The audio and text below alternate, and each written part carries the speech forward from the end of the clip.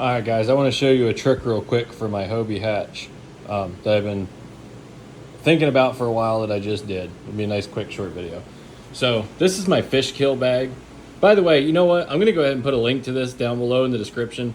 If you want a bag for your kayak, don't spend the money on the Hobie one. The Hobie one's like $200. This one's like $49.99 and it's fantastic. So I like to keep that bag inside my front hatch. I don't like it to run on top. I put it inside.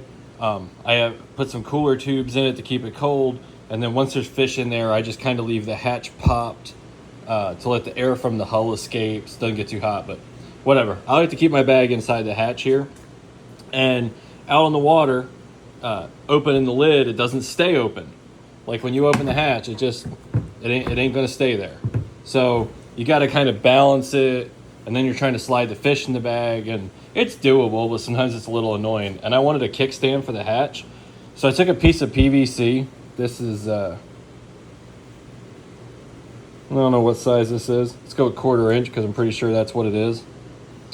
So I just cut a notch in it with a hacksaw, and that notch just sits right over top of the seal on here. It's not going to hurt your seal, and then the lid just leans on it. So what I'm going to do is I'm just going to take some Velcro, and I'm going to put a strip of Velcro down the middle. I'm going to put a strip of Velcro on this, and this is just going to chill up there under the lid. And if I need to prop the lid open out on the water, I'm just going to do it just like that. Just thought I'd share.